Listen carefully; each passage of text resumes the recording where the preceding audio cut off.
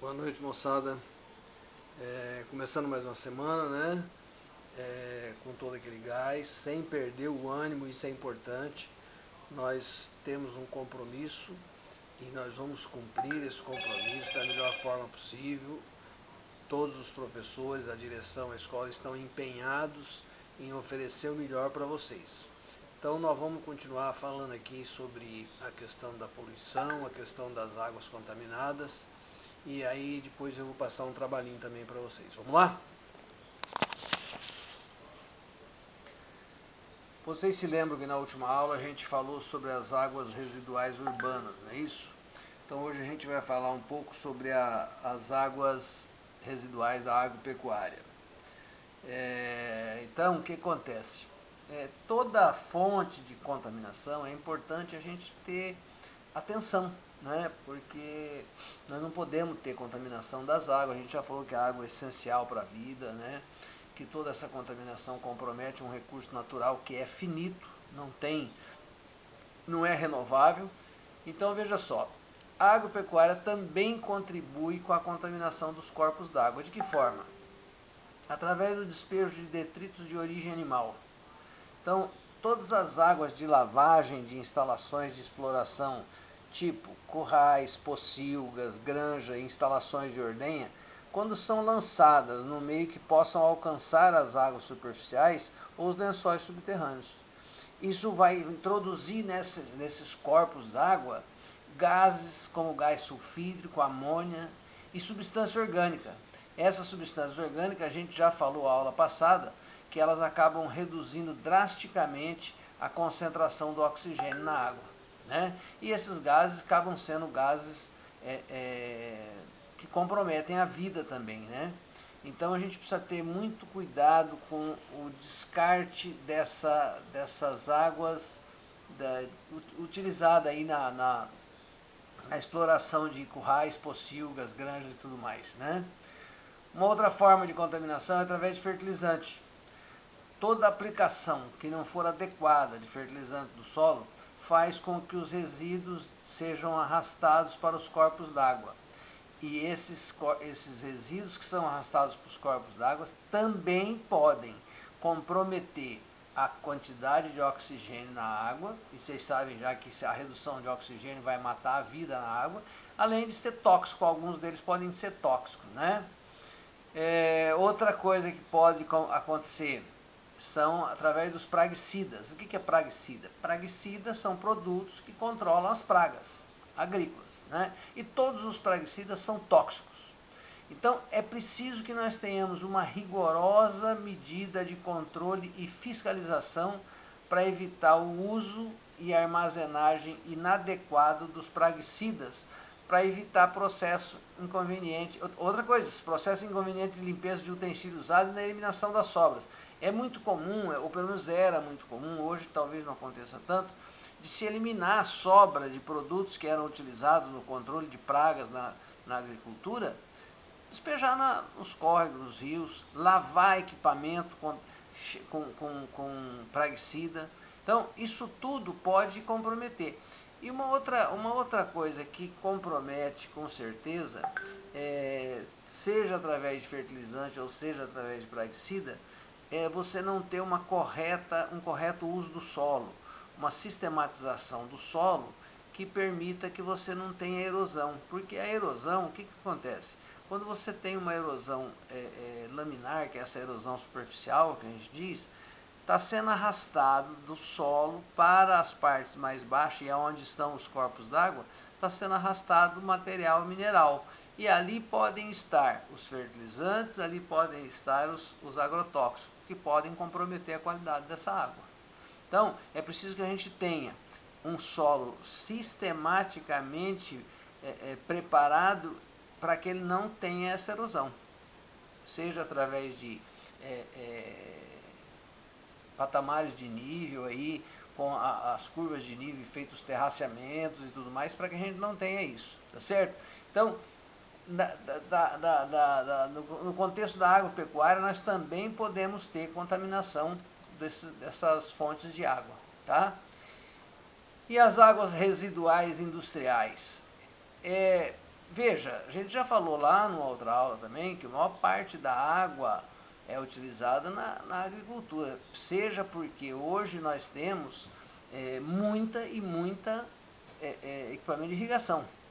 Isso, mal usado, acaba levando a ter erosão e a carrear esses minerais para os corpos d'água e pode estar contaminação de praguicida e de fertilizante, né? E a gente já falou, você comprometendo a qualidade da água, você está comprometendo a qualidade da vida. Guardem isso. Muito bem, as águas residuais industriais, vocês sabem que existe uma gama muito grande de processos aí em que se usa água, né? E veja só o conceito, ó. Quando você faz um processamento industrial, tá? Qual que é o seu interesse, o objetivo? Transformar matéria-prima em produto. Esse é o interesse, não é? Com esse processamento, é claro que além do produto cuja fabricação é intencional, são gerados outros materiais não intencional. Quer dizer, são outros materiais que no seu processo são gerados e que às vezes você não queria, não tinha intenção. A sua intenção era transformar aquele produto que você queria. Alguns desses materiais que também são produzidos, eles têm valor comercial, outros são totalmente indesejáveis. E aí? Então, quando você tem a produção de eu diria, um subproduto ou uma sobra de um processo que não seja desejável, você precisa dar um destino. Você não vai poder acumular indevidamente nos locais onde são gerados. E vocês sabem que isso... Esse telefone só toca assim, é quando não precisa. E vocês sabem que nós temos um problema muito sério com essa questão de geração de resíduo em processo industrial, e já tivemos assim um monte de problema sério de ter acidentes, de morrer muita gente e tudo mais, por conta desse... haja vista Sobradinho, né? É rejeito de exploração mineral e que estava lá mal cuidado, que tinha que ser dado um destino mais adequado, não foi dado. O que aconteceu?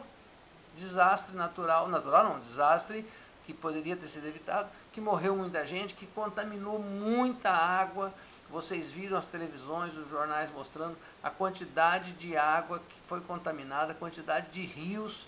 Imaginem vocês todos os negócios e a vida que tinha margeando esses rios. Seja captação de água, seja como fonte de abastecimento de criações de bovinos, de caprinos, de suínos, de tudo. Água totalmente contaminada. Por conta do quê? Por conta de um subproduto ou um rejeito que não foi dado um destino adequado. E ele não podia ser acumulado indevidamente onde ele estava sendo adequado, tá certo? Essa coisa de Sobradinho talvez seja um grande exemplo daquilo que a gente não pode fazer, né? Porque veja só, a água é sempre a forma de transporte dos resíduos industriais. Seja porque você lava equipamento, você lava piso, através do próprio processo, a água do processo, e tem substâncias que são indesejáveis, que estão em suspensão daquela água ou solubilizada na água. Quando você descarrega essa água na rede coletora de esgoto, você pode provocar corrosão, problema de saúde nos trabalhadores responsáveis pela manutenção. E a deposição dessas águas no solo também pode gerar contaminação do lençol freático ou acúmulo de produtos tóxicos em plantas e animais. Então, de qualquer sorte, essa água usada no processo industrial e que transporta esses resíduos do processo industrial através da lavagem de equipamentos, pisos e produtos e a própria água utilizada no processo, ela tem uma carga de em suspensão ou em solução que podem ser responsáveis por contaminação, né? E se forem lançados nos cursos d'água sem tratamento, então, esses efluentes vão provocar, dependendo da quantidade em que são dispostos e da sua composição físico-química, a destruição da vida aquática existente. Porque veja bem, É diferente se você tiver uma pequena, pequena indústria, nem diria uma indústria, mas um processo industrial pequeno, na margem de um grande rio.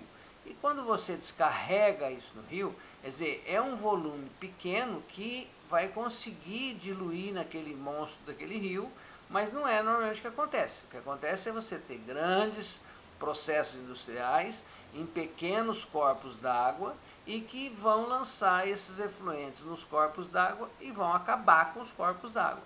Todos vocês já devem ter tido a oportunidade de ver algum filme, de ver algum vídeo do Rio Tietê e do Rio em São Paulo, o Tietê e o Pinheiros, né?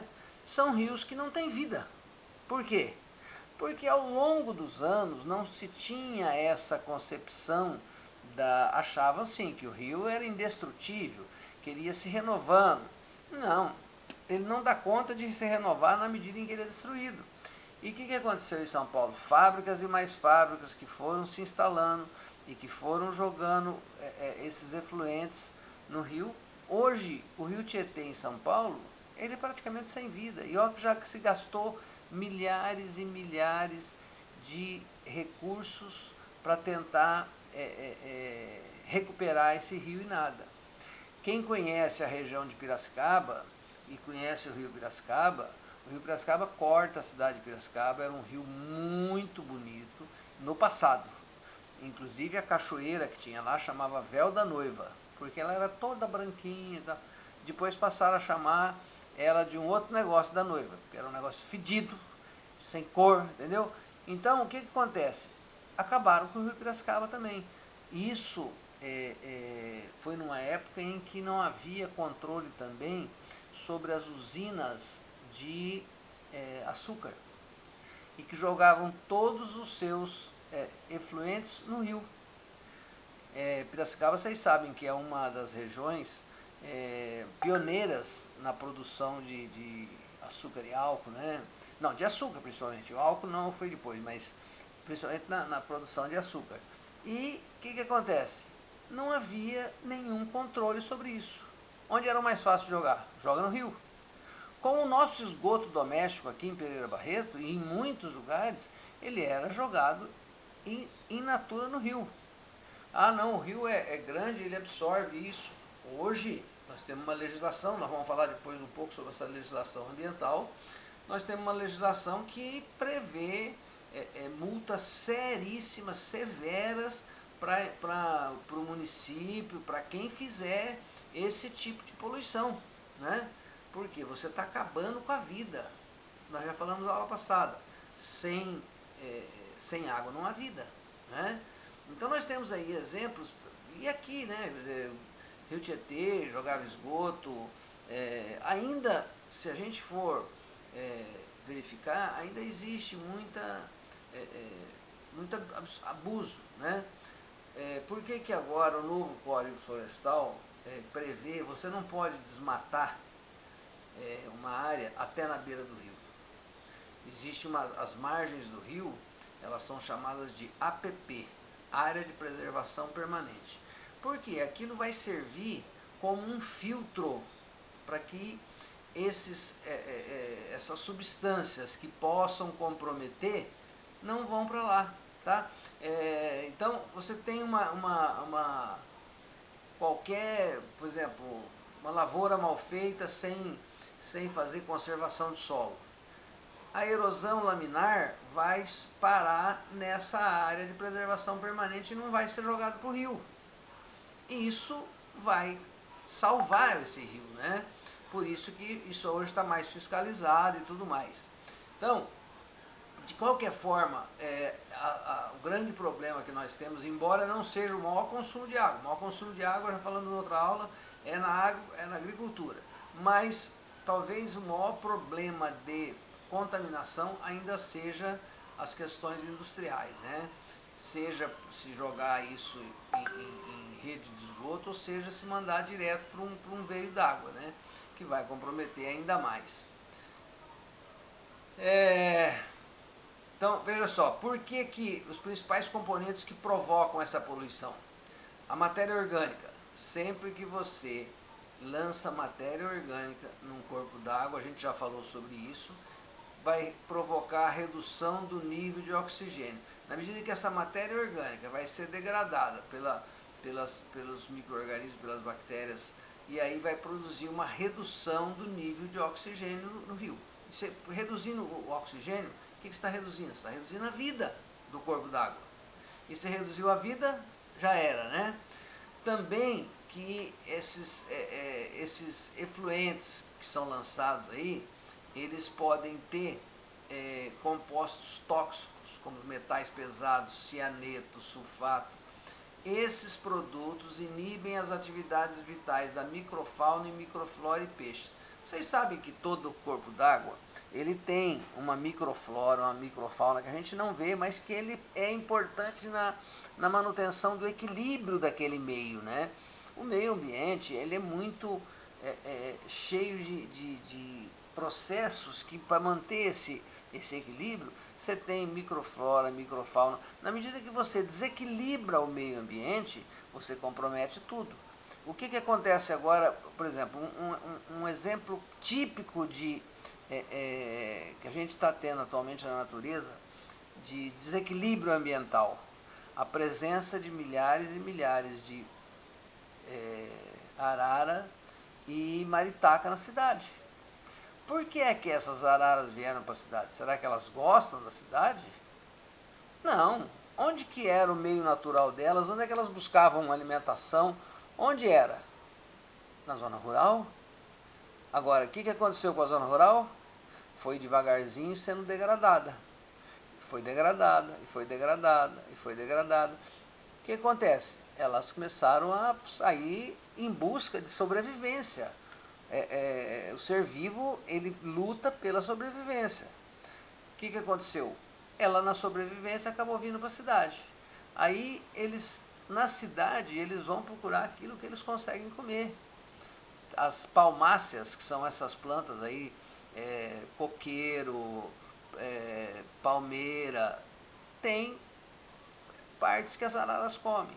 Por isso que elas estão acabando com todas as palmeiras da cidade. E a gente não percebe a extensão do dano, né? A gente acha bonito essa quantidade de arara na cidade, a gente acha bonito botar uma fábrica nova na cidade, mas é preciso que o poder público esteja atento a isso. Você vai montar uma fábrica? Vai. O que produz a sua fábrica? Isso. Tá, e o processo de que forma? Consome água, consome energia. A hora que termina o processo, sobra o quê? E para onde vai essa sobra? É isso que a gente tem que pensar e perceber sobre a questão hoje da gente ter a transparência nos objetos que possam ser descartáveis. Nós estamos usando muito descartável na nossa vida. Tudo hoje é embalagem descartável. Você vai comprar comida em embalagem descartável, você vai comprar bebida em embalagem descartável, tudo é embalagem descartável. E daí? Isso está indo para onde?